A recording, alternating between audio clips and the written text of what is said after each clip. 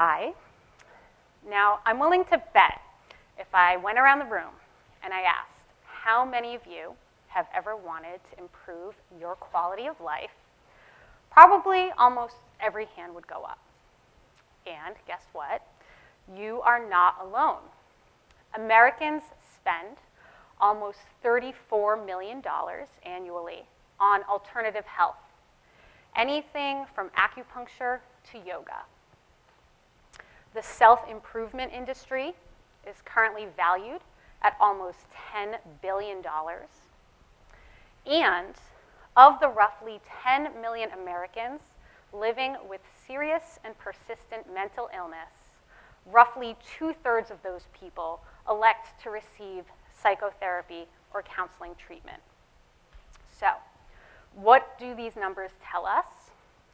Well, these numbers tell us that a number of people really are looking to improve the quality of their lives, and we are willing to use a variety of strategies to do so.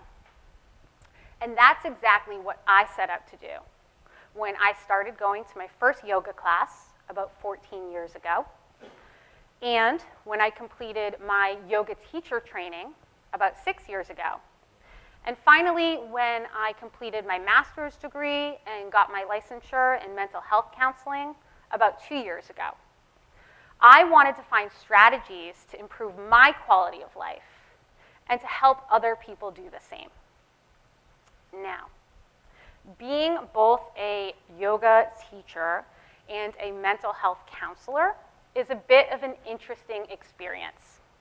Sometimes I feel like I have one leg in each world, and we don't always speak the same language.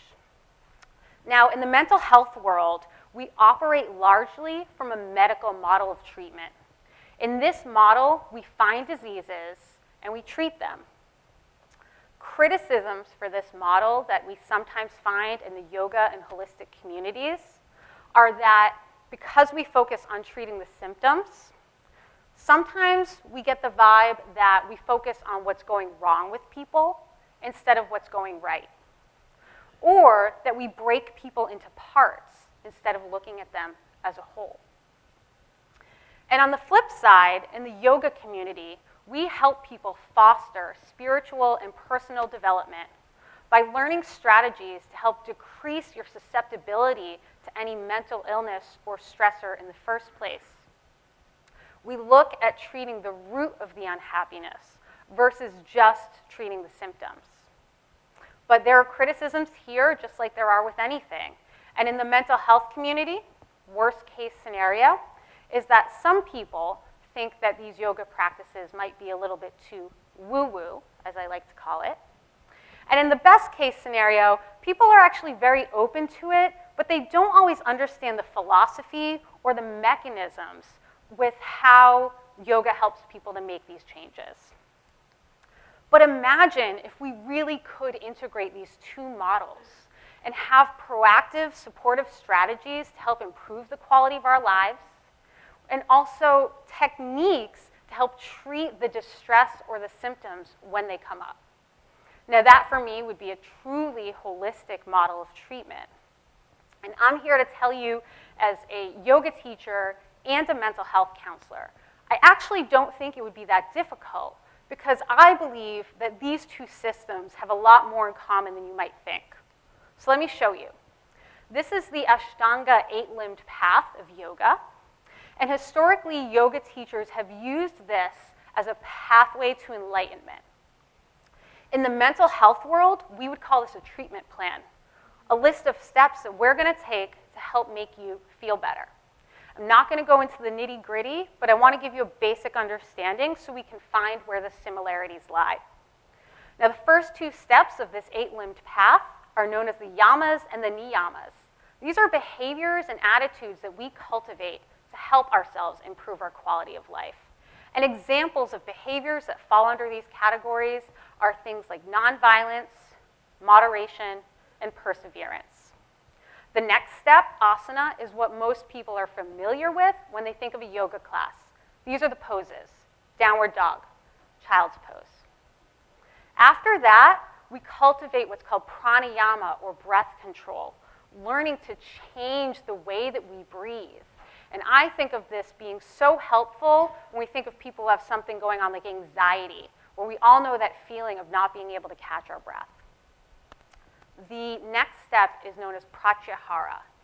In this step, we learn to draw our senses inward, to shut out external stimuli, so that we can really look at what are we thinking, what are we feeling, and what are we doing. From here, we cultivate concentration, and we learn to focus. Once we've drawn the senses inward, we can focus on just about anything. It doesn't really matter what the point of focus is, just that we learn how to focus on something. And from here, we achieve what some people consider meditation, true meditation. Some people call this witness consciousness. So now that we've moved inside, we've started to concentrate, we're able to use that witness consciousness to explore what we're thinking and what we're feeling and what we're doing from a place of non-attachment and non-judgment. And finally, if we've cultivated all of these practices, hopefully we achieve samadhi, or the bliss state. Some people call this unity consciousness. It's where we feel totally integrated within ourselves, possibly with our higher power, or with the greater community.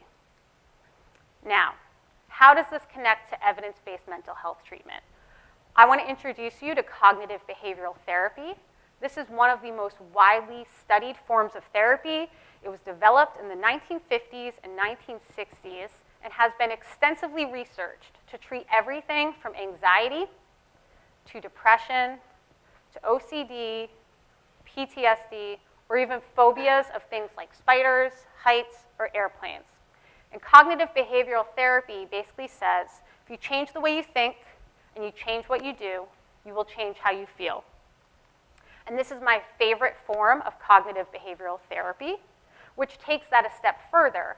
And this says it's not just what we think and what we do that affects how we feel, it's also how we feel in our physical body and the environments in which we live.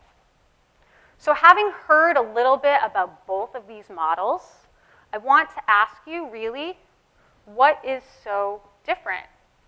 Sure, one may be a linear model, and one may technically have more components, but look what happens when we start to combine them.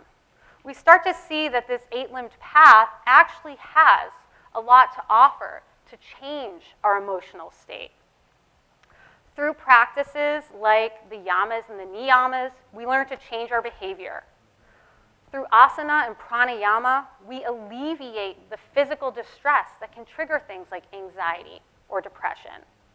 We learn to look inside to study our feelings, and if we're lucky enough to achieve that bliss state or that unity consciousness, that can certainly affect the way that we feel. And through the process of learning to focus our mind, we change the way that our brain is thinking, so the thought process. But through the witness consciousness, we're also looking at the thought content. What are we thinking? And we can compare and contrast what we're thinking to see how it matches up with what's going on in the environment. So, I would actually argue in many ways that yoga could be considered the original form of cognitive behavioral therapy. And imagine if we really, truly did integrate these two models, using the self-awareness and the insight that we practice during our yoga practice, and then having a professional support with which we can process this experience and then obtain guidance and feedback. So for me, when I think a holistic model, I think that would be really the most holistic healing experience that we could provide. So I want to leave you with this.